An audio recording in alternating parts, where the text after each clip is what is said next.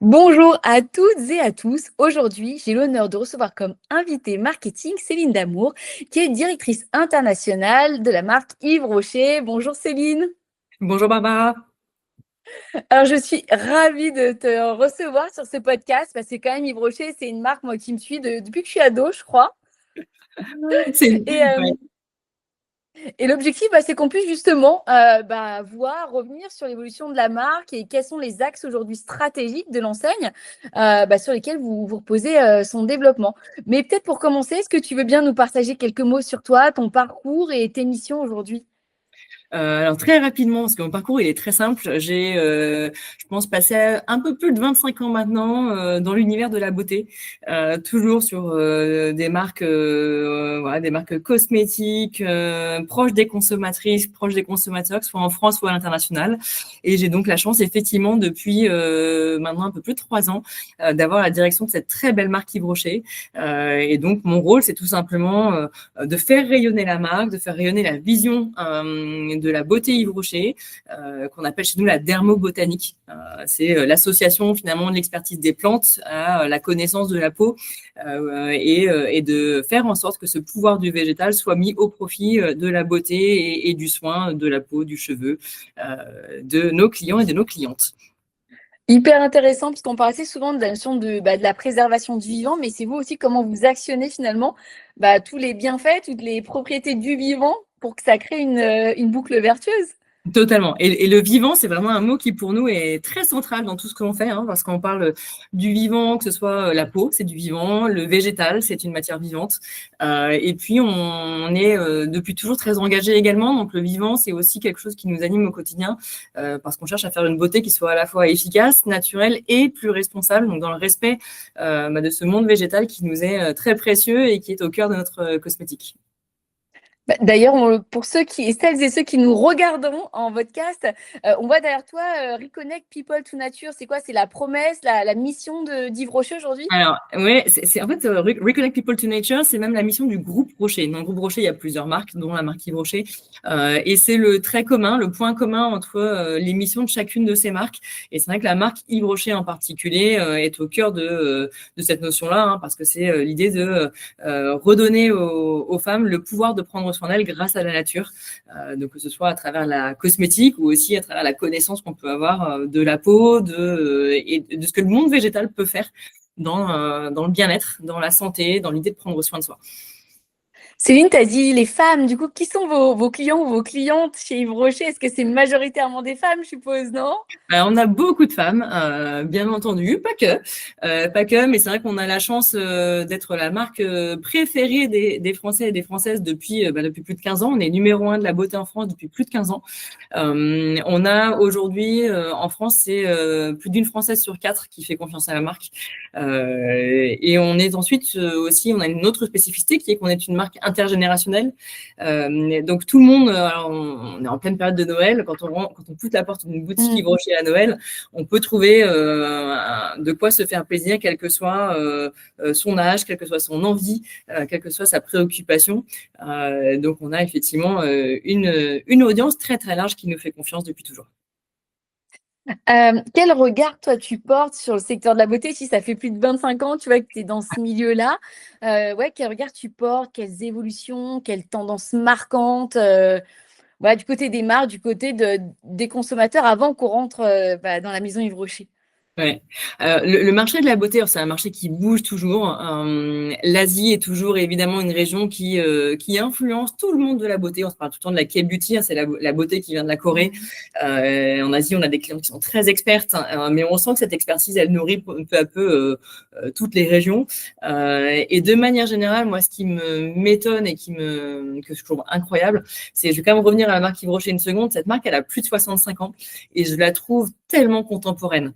C'est-à-dire que quand on regarde aujourd'hui les attentes des consommateurs de produits de beauté aujourd'hui et des femmes en particulier, elles recherchent quoi? Elles recherchent de l'efficacité. Elles sont de plus en plus expertes. Elles sont de plus en plus nourries, hein, grâce aux réseaux sociaux, grâce au digital. Donc elles sont très expertes, très pointues. Donc elles veulent de l'efficacité. Ça, c'est le premier point. Elles veulent de la naturalité. Les années Covid ont Mhm. vraiment remis la nature sur le devant de la scène. Et d'ailleurs, la nature est source d'efficacité. Donc ça tombe bien. Et puis source d'engagement également, c'est-à-dire que l'engagement, il est les femmes cherchent voilà, ont envie de consommer de manière responsable. Elles y font de plus en plus attention. Donc à ce titre-là, la marque Yves Rocher, évidemment, on est juste là où les consommatrices nous attendent aujourd'hui. Donc c'est top pour nous. Et puis il y a un dernier point quand même qu'il faut souligner en ce moment, c'est parce qu'on est vraiment là aussi en plein dans cette tendance de la recherche d'accessibilité. Il y a voilà dans toutes les industries, il y a en ce moment évidemment une baisse de perte du pouvoir d'achat, et donc les consommateurs veulent consommer à prix juste, faire des choix éclairés, et donc ça passe aussi par de la recherche de transparence pour faire les bons choix. Voilà. Donc, je pense que c'est des grandes tendances qui marquent vraiment l'industrie pour tous actuellement. C'est justement, ça va être justement ma question, tu vois, quand tu m'en as dit 3, efficacité, naturalité, engagement, je me suis dit, mais et le prix, tu vois, parce que c'est quand même aujourd'hui, contexte économique tendu, forcément, je trouve que Yves Rocher, ça fait partie d'enseignes où tu peux te faire du bien, tout en ménageant quand même son porte-monnaie, que ce soit pour soi ou pour offrir. Ce que tu disais, c'est Noël, on peut quand même voilà, avoir des cadeaux sympas sans, tout en préservant son budget. Ouais, ouais. C'est une marque qui a l'accessibilité a toujours fait partie de la marque. Monsieur Yves Rocher, quand il a créé la marque, avait cette volonté de rendre la beauté, la dermobotanique accessible au plus grand nombre. Donc c'est vraiment ancré dans la marque. Et puis on sait qu'on est une marque aussi très généreuse. On est reconnu dans notre modèle de relation client avec cette grande générosité entre la marque et ses clientes. En tout cas, en permanence trouver ce prix juste, c'est important pour nous. On peut le faire parce qu'on a un modèle aussi unique dans l'industrie de la beauté. On a ce modèle qu'on appelle chez nous le modèle intégré de la plante à la peau. C'est un modèle dans lequel tout simplement on maîtrise toutes les étapes de la chaîne de valeur de notre beauté. Donc de la plante à la peau, ça veut dire quoi? Ça veut dire que nous avons encore nos propres champs à la Gacilly en Bretagne. Donc on est toujours basé en Bretagne. Ouais. Où on cultive nos propres plantes qui sont nos plantes emblématiques qui sont au cœur de nos actifs botaniques. On les cultive en agroécologie dans nos champs certifiés bio à la Gacilly. On transforme ces actifs avec nos propres laboratoires. On a plus de 200 experts voilà, d'expertise complémentaires, des biologistes, des agronomes, des botanistes, des phytochimistes, des formulateurs évidemment, etc. qui travaillent en complémentarité pour formuler les produits. Et puis ensuite, on les produit, on les conditionne dans nos usines à proximité immédiate des champs, là aussi en Bretagne. On a plus de 95% de nos produits qui sont fabriqués made in France en Bretagne. Donc ça compte aussi cette notion de circuit court.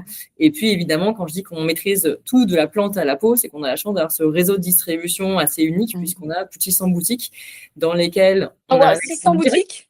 On a plus de 600 boutiques. Alors, en France, on en a 2500 dans le monde. On est distribué dans 90 pays à travers le monde. Donc, on est vraiment présent à peu près partout à travers le monde. Mais si je prends juste l'exemple de la France, on a plus de 600 boutiques. On a évidemment un site e-commerce. Donc, l'omnicanalité, elle fait partie de notre système. Et c'est vrai que ce modèle intégré de la plante à la peau est un moyen pour nous vraiment d'aller maîtriser non seulement évidemment la qualité, la traçabilité, mais aussi les prix. Voilà, c'est ce qui nous permet de vraiment savoir où on met de la valeur pour être au plus près des attentes de nos clientes. Si je remonte un tout petit peu, tu as évoqué par exemple la tendance de la K-beauty, tu as tout ce qui est influence asiatique, coréenne. Est-ce que ça influence vous aussi, vos innovations produits? Et est-ce que si oui, tu as des exemples ou non, vous restez finalement, vous, dans votre axe sans être, étant un peu imperméable, on va dire, aux tendances? Alors, on n'est évidemment pas du tout imperméable aux tendances parce que si on est numéro 1 depuis si longtemps, c'est justement parce qu'on écoute fortement les tendances et les attentes des consommatrices qui évoluent au fil du temps. Donc, il faut se réinventer en permanence. Je crois que c'est le cœur de la longévité. Il y a deux choses. Hein. C'est la confiance qu'on arrive à nouer et la proximité qu'on a avec nos clientes, mais c'est aussi évidemment le fait d'être au plus près de leurs attentes, de leurs préoccupations qui évoluent au fil du temps. Et les tendances, elles peuvent venir d'Asie, elles peuvent venir maintenant vraiment de partout dans le monde. Et évidemment, on les intègre dans nos réflexions marketing, ce qui influence aussi nos plans d'innovation. Encore une fois, c'est l'écoute de nos clientes. La chance de les avoir en direct dans nos boutiques, c'est qu'on peut tout simplement dialoguer avec elles au quotidien, alors que ce soit dans nos boutiques physiques ou online sur nos comptes, nos réseaux sociaux, etc. Donc, ce dialogue avec nos clientes, c'est ce qui fait certainement notre force. Et est-ce qu'on intègre ces tendances? J'allais dire, Évidemment qu'on intègre les tendances, typiquement une Gen Z, une Gen Z qui est de plus en plus à l'écoute du marché, du dernier, voilà, de la dernière innovation hyper tendance qui vient du bout du Du monde. mascara pailleté pour Noël. Mascara a été pour Noël. On va pouvoir injecter ça. Aujourd'hui, si je prends la Gen Z, on est la deuxième marque préférée de la Gen Z. Donc là, je pense que c'est aussi un signal fort. On est derrière Sephora, devant Nivea. Voilà, on se positionne à un endroit où on est plutôt content parce que là aussi, je pense qu'il y a un dialogue qui s'installe et on sait s'appuyer sur les tendances qui font du sens pour nous. Les tendances, là aussi, attention, on reste une marque, encore une fois, qui est drivée d'abord par une beauté naturelle, efficace et engagée. Et les tendances, elles sont pas toujours dans ce sens-là. Donc nous, c'est important qu'on puisse en permanence trouver des solutions qui vont répondre à la tendance tout en restant fidèles à qui nous sommes. Tu peux quand même faire du fun avec du naturel ou l'éco-con. Enfin, tu vois, souvent, des fois, on les oppose, l'éco-conçu versus le fun à paillettes. Tu vois, mais enfin, vous avez, il me semble, des produits qui peuvent être à la fois effectivement éco-responsables, ou en tout cas responsables du vivant, tout en étant fun pour nous. Totalement.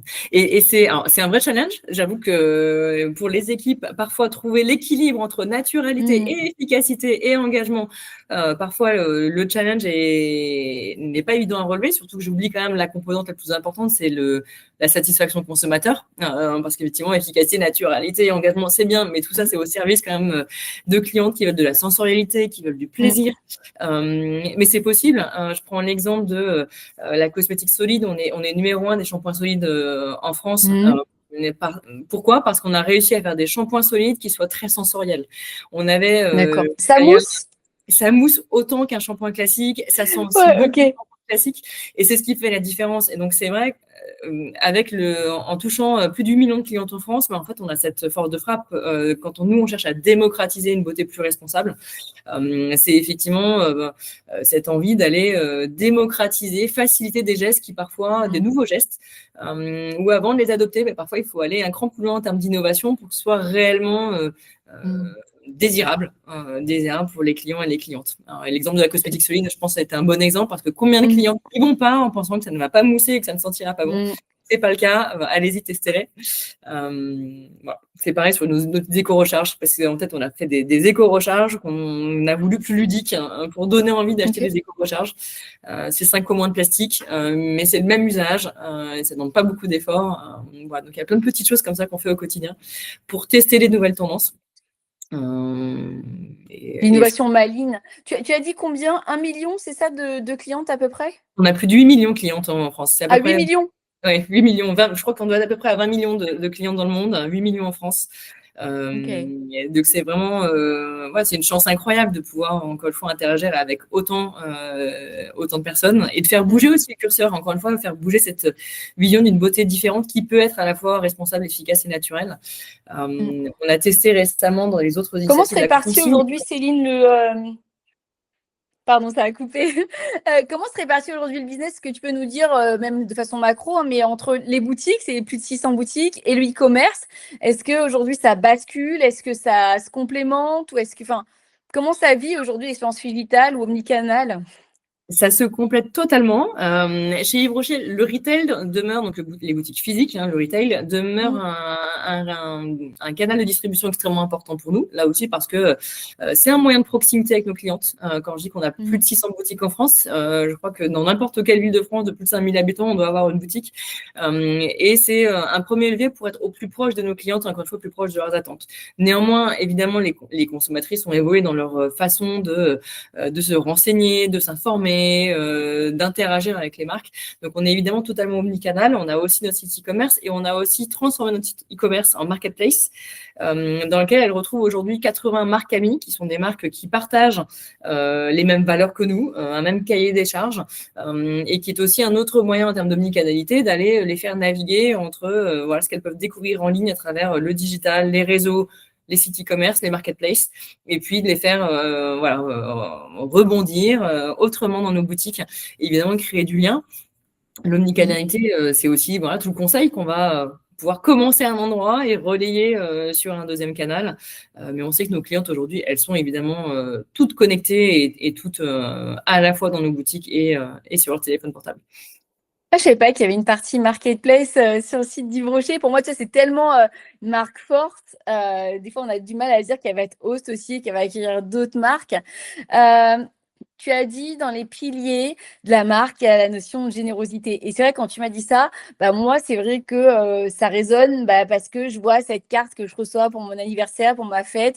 J'ai une marque qui est présente pour les moments qui comptent pour moi et de façon physique. Alors, on adhère, on n'adhère pas, mais en tout cas, voilà, ça reste une des marques qui reste dans ma boîte aux lettres. Et avec un cadeau, en tout cas, à chaque fois qu'il y a des moments qui comptent pour moi, tu vois, bonne fête Barbara, c'est le 4 décembre. Il me semble que normalement, j'aurai une petite attention dans ma boîte aux Elle lettres. devrait arriver bientôt, ouais. Effectivement. Donc, comment est-ce que vous cultivez, enfin, pourquoi, comment vous cultivez cette générosité bah, depuis plus de 65 ans? Alors, encore, bah, on cultive cette générosité parce qu'elle est au cœur de notre mission, de notre ADN, d'être au plus proche, encore une fois, de nos clientes. Ça passe, la confiance qu'on peut créer entre une marque et ses clientes, bah, ça passe par là, ça passe par être attentionné. On est la marque Yves Rocher, c'est une marque qui veut prendre soin, qui aide, qui redonne le pouvoir à chacune et chacun de prendre soin de soi et de prendre soin des autres. Ça, c'est vraiment le cœur de notre mission, alors, grâce à la nature. Et donc, tous ces petits moments d'attention sont un moyen important pour nous de créer cette relation assez unique et qui est effectivement très propre à la marque. Et là aussi, c'est très ancré. C'est drôle hein, quand on se plonge dans les archives de la marque. Monsieur Yves Rocher, on a plein d'archives passionnantes. Et il écrivait, on a des courriers de Monsieur Yves Rocher à ses clientes il y a plus de 65 ans. Donc ça a commencé par là. Et on a fait que finalement s'inscrire dans la continuité de la vision de Monsieur Rocher quand il a créé cette marque et de créer ce lien, cette relation de transmission aussi. Il y a une envie, je pense, d'être tout le temps présent dans le quotidien des gens. Et ça, je pense que tout le monde a une petite histoire avec Yves Rocher. Alors, c'est vrai que pour moi, c'est un vrai axe différenciant, tu vois. On parle souvent d'humanisation de la marque, typiquement. Bah oui, là, Yves Rocher, je te dis, moi, c'est une des seules. Enfin, tu vois, elle m'envoie pas un email, il y a toujours une petite attention. C'est vraiment une marque qui célèbre les moments qui comptent. Et puis, et qui est aussi dans les moments, on va dire, saisonniers. C'est le drap de plage pour l'été ou la trousse de toilette. Enfin, je trouve qu'il y a une hyper contextualisation qui est très pertinente dans ce que je vais, qui colle à mes moments de vie, tu vois, finalement, tout au long de l'année. Mais c'est un peu l'intention. C'est effectivement de savoir à quel moment, Mm. finalement, de quoi on a besoin pour prendre soin de soi, pour se faire plaisir. J'aperçois un calendrier de l'Avent là, derrière toi, Ouais. et le calendrier de l'Avent de la collection de Noël de cette année. De la même manière, Me c'est demande pas d'ouvrir une case, Céline, c'est ah profane, bah non, c'est j'attendrai pas le le 1er 1er décembre. Je décembre. suis Ah bah désolée. non, ce sera un sacrilège de l'ouvrir avant le 1er décembre. Mais ces calendriers de l'Avent, c'est de la même manière, c'est un acte de générosité pour faire découvrir la marque ou redécouvrir la marque autrement, en racontant un peu l'histoire de la marque, parce que c'est le décor qu'on retrouve sur ce calendrier, bah, c'est le village de Lagacy. Ouais. Et chaque petite case va permettre de découvrir, redécouvrir soit des nouveaux gestes beauté, soit nos produits emblématiques, des éditions limitées. Voilà, ça s'inscrit dans cette même continuité, cette même volonté. Et ça sent super bon. J'ai voulu essayer d'ouvrir, d'enlever le nœud. Bon, j'ai pas réussi. Donc, vous auriez un gros plan de moi, mais ça sent super bon. Donc, hâte. Il me reste une semaine à attendre. Le temps de faire mon sapin le week-end prochain et c'est bon. Alors, le temps que ça soit diffusé, je pense qu'on se parlera. Ça sera sûrement le 1er ou le 2 décembre. Donc, bah voilà, je vous mettrai en commentaire ce qu'il y avait là où les premières cases. Allez, on continue. Céline, toi, tu es responsable de la marque. Est-ce que tu as vu la marque de façon enfin, est-ce que tu conçois la marque de façon vivante aussi? Est-ce qu'elle a évolué dans son logo, dans sa promesse, dans ses valeurs, ou est-ce qu'il y a, enfin, ou peut-être un mix des deux, il y a une espèce de continuité, enfin. Alors, pour moi, il y a une très, très grande continuité. Je parlais cet ADN de la marque qui est très fort et qui est très présent depuis plus de 65 ans. J'allais dire, ma mission en tant que directrice internationale de la marque, c'est pas de réinventer la marque, c'est de la faire rayonner telle qu'elle a toujours été, et ce qui fait qu'elle a toujours été aussi présente dans le cœur des hommes et des femmes. Donc, elle est dans une grande continuité, encore une fois, dans sa mission, dans sa vision de la beauté. Là où elle évolue, c'est dans cette adaptation permanente à des modes de consommation, à des attentes qui peuvent évoluer. Alors, il y a deux choses. Hein. Il y a déjà une volonté de conquête à l'international de la marque, parce qu'on est effectivement, on a une très grande notoriété parce qu'on est né en France, on est né en Bretagne, mais on a aussi une volonté d'aller conquérir le cœur de davantage de marchés internationaux, en particulier en Asie. Donc, on a en ce moment, Depuis voilà. longtemps, ça, ces velléités à l'international ou pas, Alors, Céline? on est présent dans presque 90 pays dans le monde. Mais l'accélération de cette conquête à l'international, ça fait 2 ou 3 ans qu'on a vraiment enclenché un plan d'action assez concret, en particulier sur l'Asie du Sud-Est notamment, où on est en train de tester plein de choses. On teste un nouveau concept de magasin. Je parlais d'être voilà, une marque toujours plus experte parce que les consommatrices nous attendent là-dessus. En Asie, on a besoin d'avoir une expérience qui soit plus experte, qui soit en tout cas plus visiblement experte, qui soit encore plus omnicanal. Donc, on a un nouveau concept de magasin qu'on teste dans lequel il y a davantage d'expérience digitale, d'expérience interactive. Du diagnostic, etc. Diagnostic, qui soit d'ailleurs en boutique ou en ligne, et que les deux puissent, ou en boutique à l'aide de nouvelles technologies. Évidemment, l'IA commence à nous ouvrir de nouvelles perspectives, donc on teste pas mal de choses. Et puis, les tendances, c'est également le digital, où évidemment, le digital prend de plus en plus d'ampleur pour tous. En Asie, les marketplaces vont être un vrai axe de développement pour nous. Social shopping aussi. Voilà, typiquement, voilà, on s'enlève les mots de la bouche. TikTok Shop devient un incontournable. Voilà, donc selon les régions, évidemment, la marque s'adapte d'un point de vue levier de croissance pour aller plus loin. Et puis l'autre, peut-être un levier de croissance également que j'ai pas mentionné, c'est on a toujours été très connus. Tu parlais tout à l'heure des senteurs qui sont toujours très addictifs chez Yves Rocher. On est très connus pour ça. On est très connus pour le soin du visage. On est numéro 1 soin visage, mais on est moins connus sur le capillaire. Et donc ça, qu'un grand axe de développement pour nous, c'est également le capillaire, sur lequel notre vision du capillaire, c'est que tout commence à la racine, ça commence par le cuir chevelu. De notre expertise peau, finalement, nous a permis de tirer le fil assez facilement. Et donc, on est en train de travailler à mettre au bénéfice du cheveu et du cuir chevelu toute notre expertise cutanée. Voilà, donc la marque est fidèle à elle-même depuis toujours, mais avec des axes de croissance qui évoluent au fil du temps. Que ce soit donc extension là sur le côté capillaire, extension internationale. Ces volets diagnostiques, justement, c'est une question que je voulais te poser. Est-ce qu'ils sont présents en France, en boutique, en ligne ou pas forcément encore aujourd'hui? Alors, ils sont présents déjà et en ligne et en boutique. Néanmoins, avec pas mal de choses qui vont évoluer l'année prochaine. Alors, il faudra qu'on se reparle parce que c'est un petit peu tôt pour en dire davantage. Avec plaisir. On reparlera l'année prochaine. Mais quand voilà, on teste plein de choses et c'est vrai qu'on a envie d'aller.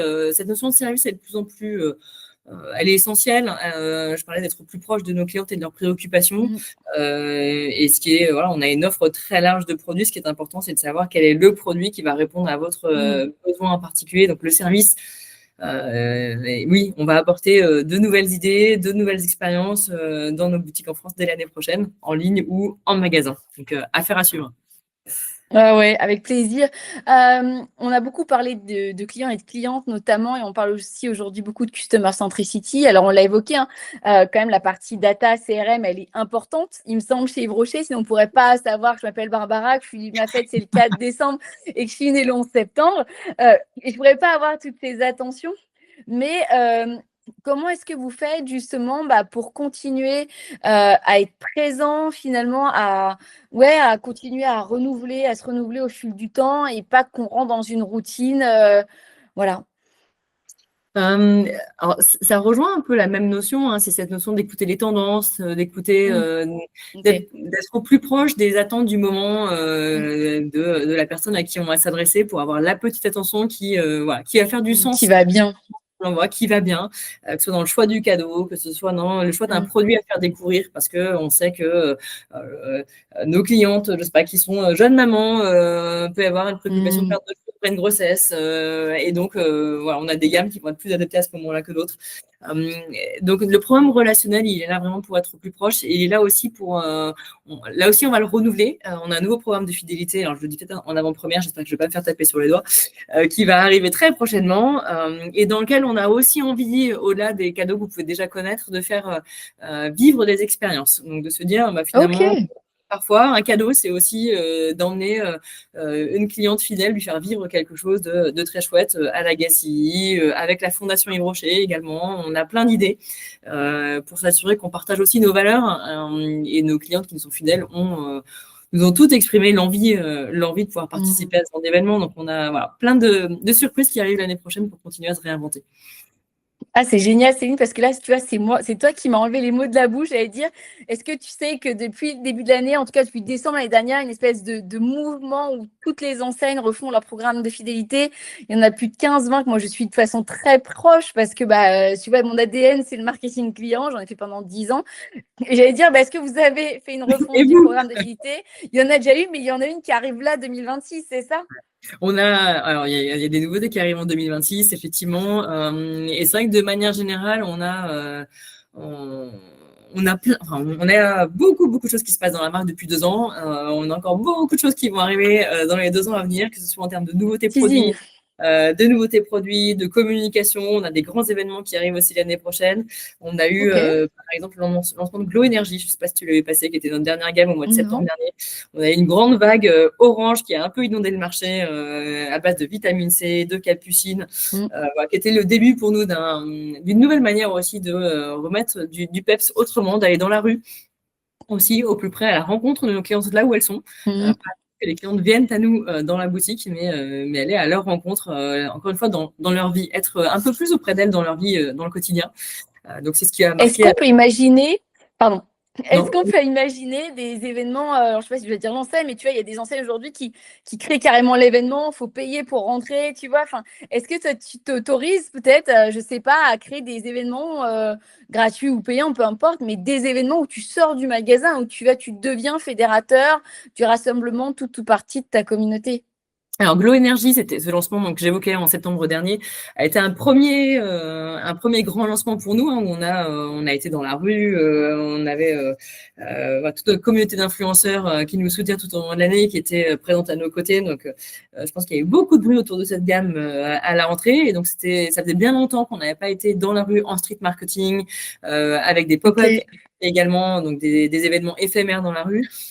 Et effectivement, ce n'était que le point de départ. Donc, on arrive. On arrive, Ok, on a ok. des choses qui sont dans voilà, qui sont dans les tiroirs. Je parlais de faire rayonner la marque. En fait, cette marque, quand on va à l'Agassi, je pense que tout le monde repart avec des paillettes dans les yeux et on a envie de ramener un petit peu de ces paillettes dans les yeux de tout le monde. Cette marque, elle est trop peu connue. Elle a tellement de choses à raconter et Tu parles de quelle marque, Céline? J'ai pas compris. la marque Givenchy, quand on va à Ah, ok, ok, l'Agassi, ok, oui, d'accord. Ah, ouais, tu penses qu'elle est encore pas connue? Moi, il me semble qu'elle est hyper connue, en non? fait, Tu elle penses est qu'il y a un manque de extrêmement notoriété? connue, mais elle a tellement de choses exceptionnelles et vraiment Ok. fantastiques à raconter que en sortant un peu de nos murs, on aura plus de facilité à pouvoir aller raconter l'histoire de cette marque et tout ce qu'elle a à offrir et tout ce qui la rend si désirable. Et c'est vrai que d'aller aussi, on a une cliente, une Française sur 4 qui nous fait confiance. On en a 3 sur 4 Mm. là, dont on veut Ouais, leur ouais. le cœur encore. Donc, on a plein de belles choses pour le faire. Et donc, on a effectivement plein de beaux projets pour être au plus près d'elle l'année prochaine. Bah, tu vois, j'étais passée à côté de ce lancement de gamme Glow Energy, j'avais pas vu. Comment est-ce que tu imagines l'expérience Yves Rocher de demain? On en a dit quelques bribes, mais dans tes rêves les plus fous, je sais pas, comment t'imagines l'expérience de demain? Alors, je l'imagine, alors, déjà, encore une fois, complètement dans la continuité de qui nous sommes, une beauté naturelle, efficace, engagée, authentique, sincère. C'est ça, je pense que c'est ce qui a séduit depuis si longtemps le cœur des Mm. Françaises. On va continuer dans cette lignée-là. Je l'imagine avec une expérience toujours plus experte.